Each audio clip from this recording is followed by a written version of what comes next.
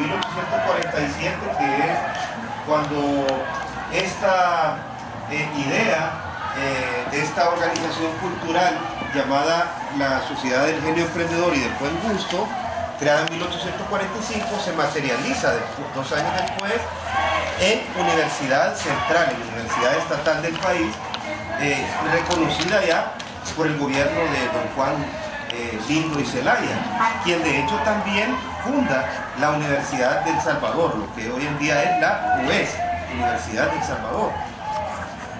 Un político fundando 2 universidades en Centroamérica, qué interesante, cuando hoy en día las están cerrando, privatizando, ¿verdad?, las públicas.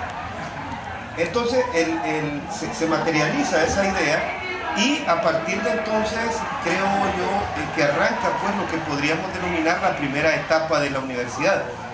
Existen algunos libros que se pueden considerar como parte de la historiografía educativa y universitaria en el país, como 3 o 4 libros conozco yo que describen la historia de la universidad nuestra, pero creo que son estudios basados muchas veces en fuentes secundarias,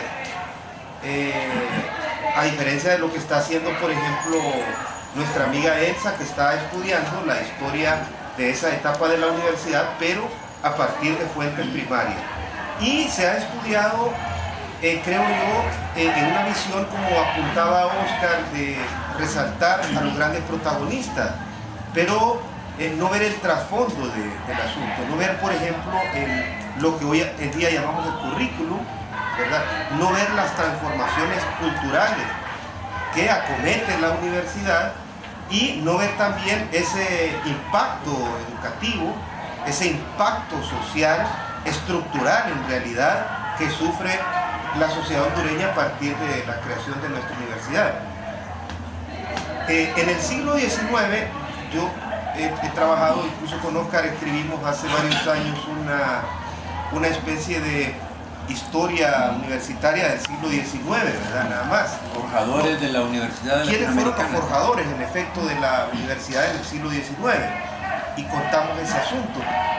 Pero en algunos de esos trabajos he intentado hacer 2 cosas. Una es hacer una especie de periodización de nuestra universidad, de cuál fue el modelo educativo que imperó en cada una de las etapas hasta la actualidad, y en segundo lugar también analizar lo que hoy en día denominamos los modelos pedagógicos o el currículum de siglo, ¿verdad?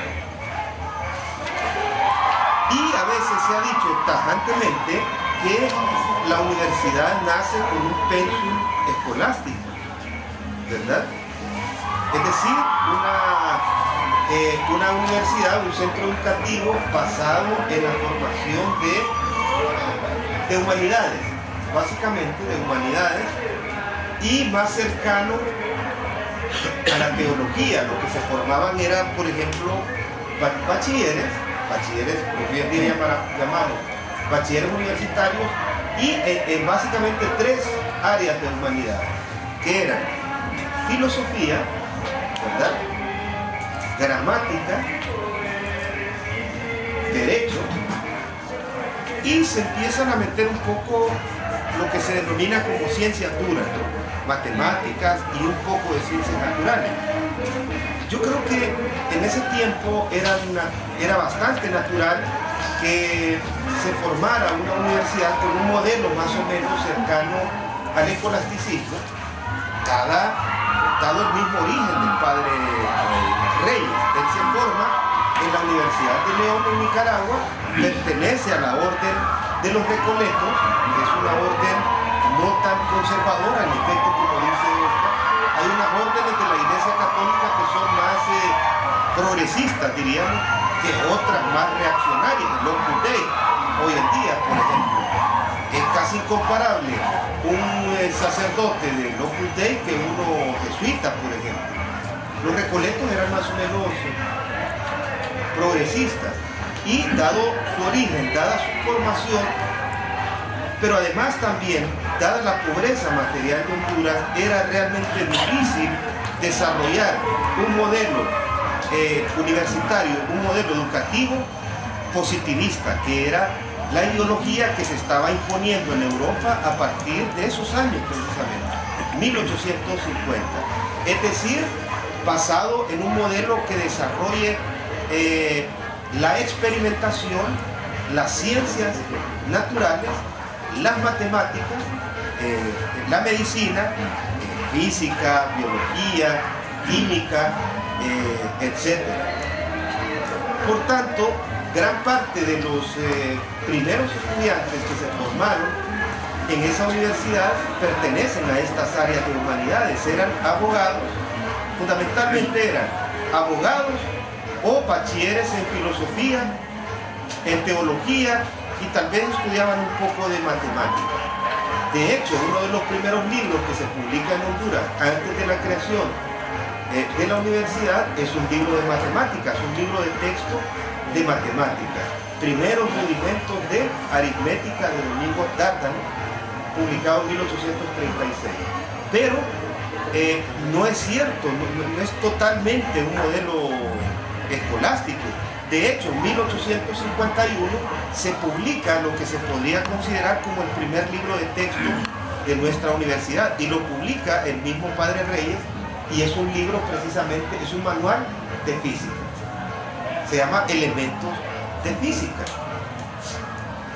Hubiera sido más bien entonces, si el modelo era escolástico, hubiera sido un catón o unas horas, como le llamaban.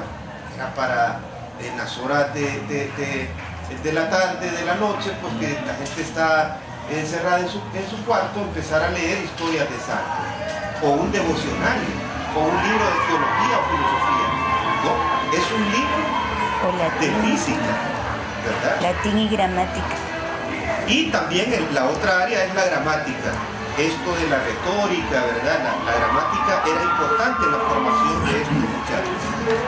En todo caso, lo que quiero compartirles es que entre 1847 y hasta que llega la Reforma Liberal de 1876, la mayoría de los estudiantes que se gradúan en nuestra universidad son de esas áreas de la humanidad: filosofía, derecho, teología, y algunos salió pues avesado seguramente en ciencias naturales, ¿verdad? Ahora, en estos trabajos, ¿qué resalto yo como principal aporte de esta primera camada que forma el Padre Reyes entre 1850 y el advenimiento de la Reforma Liberal de 1876?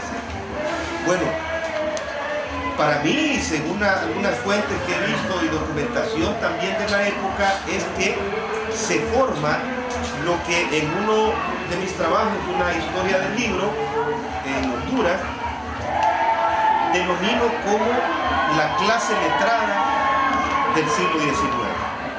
Especialmente muchos de los primeros jóvenes que, una vez instalado el gobierno de Marco Aurelio Soto de la Reforma en 1876, pasaron a ser contratados como funcionarios públicos.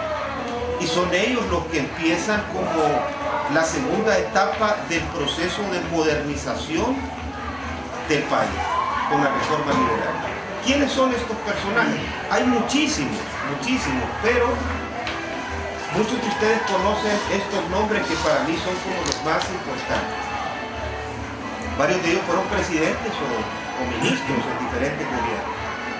Uno clave, que fue también rector de nuestra universidad, fue don Carlos Alberto Duclet, abogado, y que posteriormente, en la primera mitad del siglo XX, de 1900 a 1920, era casi como ministro de Relaciones Exteriores de Caja, así como un político que tenía el Partido Liberal, Delmer Urbizo Pantin se llama, el individuo de Marras, le decían gato de oro porque caía parado. Si ganaran liberales o cachurecos, siempre le daban una chamba, ¿verdad? Pues don Carlos Alberto Duclet, a su calidad de intelectual, siempre era nombrado como ministro de Relaciones Exteriores. Otro personaje clave es don Alberto Membreño. Don Carlos Alberto Duclet, abogado. Alberto Membreño fue presidente en 1915 en Honduras, de 1915 al 16, Y es un hombre fundamental también en la historia de Honduras porque él es el promotor de los estudios lingüísticos en el país. Él publica en 1897 en México el libro Hondureñismo, donde trata de desentrañar las raíces lingüísticas del español hablado en Honduras, concluyendo que el español de Honduras se nutre de dos fuentes fundamentalmente: del español andaluz, que traen los españoles y castellanos, y también de lenguas indígenas. El español hondureño se caracteriza por ser una mezcla de español andaluz, por eso decimos San Pedro nosotros, ¿verdad? Y de las lenguas náhuatl especialmente, de las lenguas náhuatl traídas por los aztecas a Centroamérica. Un hombre fundamental, don Alberto Mondreno. Inicia, imagínense, ese estudio tan importante que es la lingüística en el país. Otro personaje importante de esa primera camada de los que egresan de nuestra universidad es don Adolfo Zúñiga, que es también abogado y que prácticamente es, junto con Ramón Rosa, el que estructura casi toda la legislación liberal positivista que se impone en el país entre la Constitución de 1880 y luego la Constitución de 1924. O sea, más o menos una duración de 40 años, una legislación liberal que en realidad moderniza el aparato estructural del país y lo pone pues a la altura de todos los países latinoamericanos que estaban también atravesando su propia reforma liberal. Y otro personaje clave, cercano a nosotros, de hecho es padre fundador de nuestra ciencia en Honduras, es don Rómulo E. Durón. Don Rómulo E. Durón, como saben ustedes, es uno de los primeros personajes que escriben libros de historia en Honduras. La reforma liberal es, de hecho, la encargada de patrocinar la publicación del primer libro de historia de Honduras escrito por un hondureño. Es el libro Historia Social y Política de Antonio Ramón Vallejo, publicado en 1882. No significa que antes de esa fecha no existieran libros de historia de Honduras. Habían libros de historia de Centroamérica y libros también de historia de Honduras, pero que habían sido publicados por extranjeros. Esa es la primera vez que el Estado entonces patrocina la publicación de un libro de historia de Honduras, pero no solo eso es importante, sino que es relevante esa obra porque el Estado ordena que ese libro sea utilizado como libro de texto en los colegios de segunda enseñanza del país. De modo pues que esos solamente 4 personajes que les menciono, hay otros más importantes, porque luego Ramón Rosa y Marco Aurelio Soto van a estudiar a Guatemala, ¿verdad? No estudian en la Universidad Central, pero esos cuatro profesionales egresados de nuestra universidad fueron, sin duda alguna, junto con Ramón Rosa, los 5 intelectuales más importantes de la segunda mitad del siglo XIX. Luego viene la segunda generación de, podríamos decir, de literatos o de intelectuales nacionales a partir de las obras literarias de la generación de Froilán Turcios y Juan Ramón Molina como estandartes de esa segunda generación, ya la generación modernista de finales del siglo XIX y de principios del XX. Por tanto, pues, ¿cuál es el principal aporte de nuestra universidad desde el punto de vista de lo que, como decía Oscar, nos debe importar? No solo los personajes grandes, sino las personas en general. Bueno, que forma una red de intelectuales. La universidad promociona y profesionaliza a los primeros intelectuales, orgánicos, como decía Gramsci, ese grupo que es la inteligencia de un país y la que materializa las políticas públicas para que un Estado se modernice. Esos intelectuales pues eran los que redactaban los códigos, eran los que redactaban las leyes, eran los que escribían, por ejemplo, las letras de los himnos nacionales, eran, por aquí veo allá, Seria Mario, que le gusta la pintura, eran los que egresaban también como ingenieros y se dedicaban también a pintar, a hacer esculturas, es decir, los artistas que empiezan a hacer los bustos, que empiezan a hacer los retratos de nuestros héroes nacionales, de modo pues que la universidad, vean, no estoy hablando de UTH, no estoy hablando de UNITEC, no estoy hablando de la Católica, es una universidad pública la que crea la primera generación de intelectuales, la que en realidad forma la clase letrada del país, que luego es la que desarrolla la cultura y la educación en nuestro país. Por esa razón, y ahora que hablo de las universidades privadas, no por criticarlas, sino porque en realidad un Estado serio debe demandar eso de todas las instituciones, sean públicas o privadas. Aquí en Honduras se le está restando autonomía a la universidad y realmente no fiscalizando qué aportan estas universidades a la cultura y a la educación de este país, ¿verdad? ¿Qué han hecho estas universidades? ¿Qué han publicado? Ya vimos, nuestra universidad forma intelectuales y empieza a publicar los primeros libros desde la historia de Honduras y empieza a patrocinarlas a los pintores, a los artistas, a los poetas. Muchas veces decimos, no, esta universidad aquí, esta universidad allá. Hemos tenido realmente aspectos importantes. Si quieren, yo le dejo la guitarra ahorita aquí a Oscar y después a continuación vamos a hablar también, hoy sí, del Padre Reyes. Primero esa historia de las personas, pero también hablar de los aportes que sin duda le dio el Padre Reyes a la educación y también a la cultura de nuestra nación, ¿verdad? Si alguien quiere intervenir, pues bienvenido sea. Vamos. Sí. Dos cosas. La primera, en términos de referencia, es que Reitoca, Alubarén, que Reitoca, Alubarén y Maraita fueron los lugares donde sí realmente, o sea, se levantó júbilo con relación a la muerte de Francisco Morazán. No hay constancia alguna que se diga que el Padre Reyes, o sea, llegó a tocar la campana, ¿verdad? Es especulación. Entonces digo, porque a veces los historiadores, o sea, retomamos lo de la condición del pueblo, del decir, de ese imaginario, y eso va corriendo con el tiempo. Podríamos revisar un poco la historia que escribió Montúfar, precisamente, para ver si ahí encontramos algo. El otro tema que me parece importante resaltar en términos de la personalidad de Reyes es que fue hermano casi de 6 más, y entre ellos se destaca Mariana en su ascendencia, que terminó siendo el Padre Reyes tío de Ramón Rosa, así en su condición. Uno de los hermanos también casados terminó siendo el que le dio vida también a la maestra Francisca Reyes, en su condición, o sea, para los de Tegucigalpa.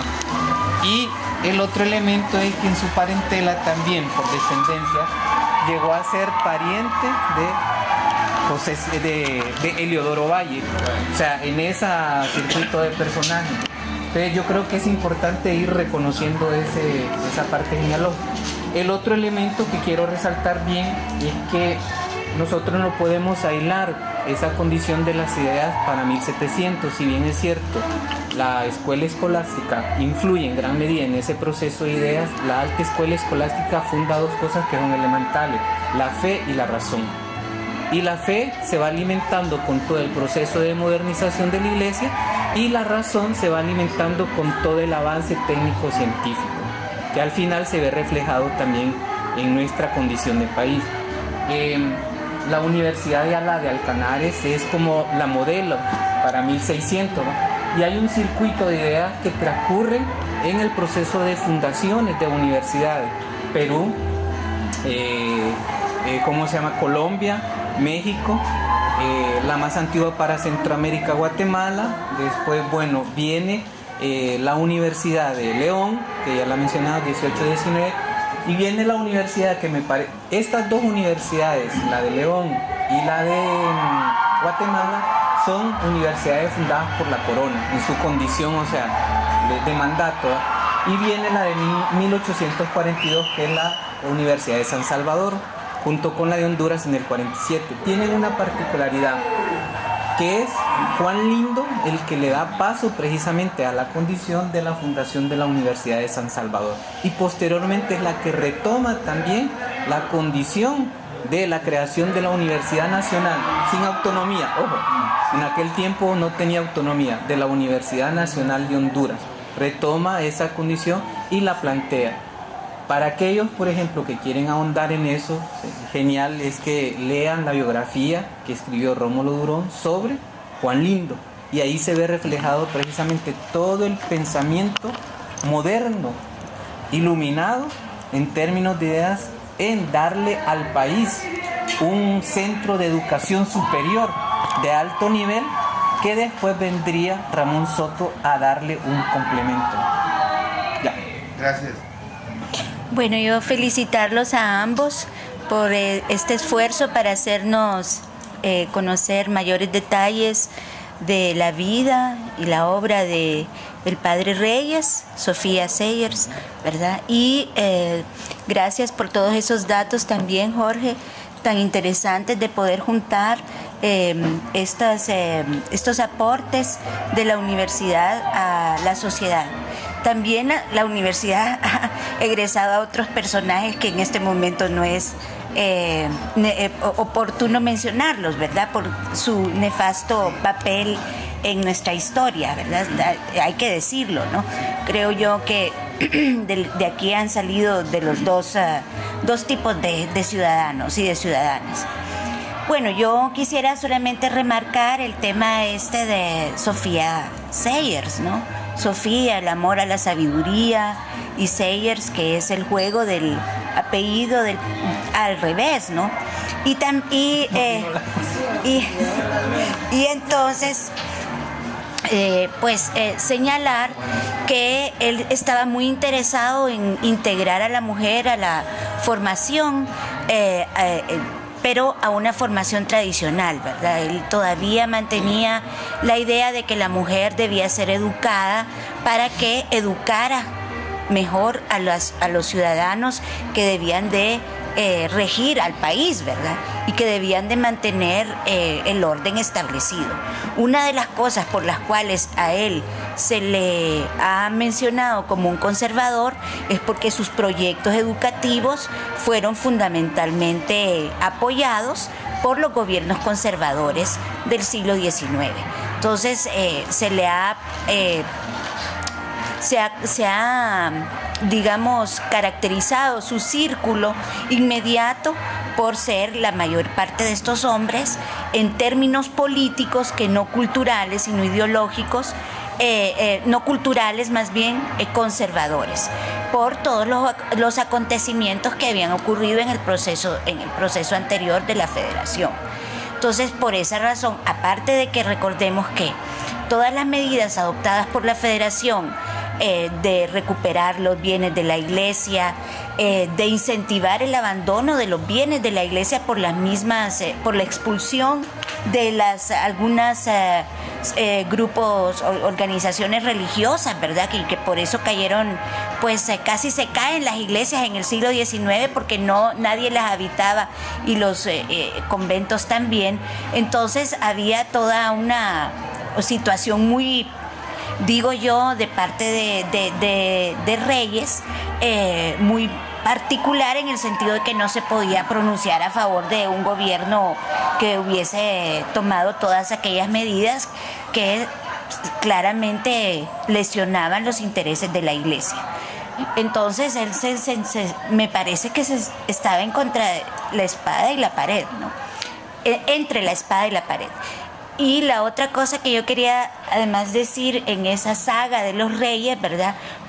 La profesora Guadalupe Reyes fue también la madre de Marcos Carías Reyes, y por lo tanto los Reyes y de Marcos Carías Zapata, y bueno, y ahí estamos viendo las causas del color de la piel de Marcos. Ya le agregó la pigmentación. Bueno, y gracias, ¿verdad? Gracias por eso. Quisiera agregar cuestión del tiempo. Algunos afirman que el padre Reyes funda el sistema educativo nacional, pero no lo funda, no es así. Hay que ubicarse pues, en el contexto.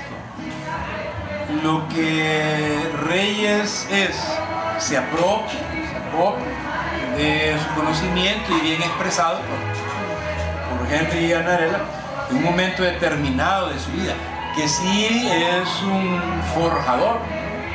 Es un forjador que abre un camino muy interesante, porque quiero leer algo. Dice, hemos mejorado del año 1846 acá. Negarlo sería cerrar los ojos a la luz, pero después de lo que hicieron los fundadores de la universidad, que hemos hecho nosotros, los que todo lo debemos a este patriótico establecimiento. No tengo embarazo por decirlo, poca cosa, tal vez nada. Adolfo Zúñiga, 7 de enero de 1878, cuando daba apertura al ciclo académico. Te pienso que él sí es un forjador, y como expresó Jorge, tiene sus pupilos.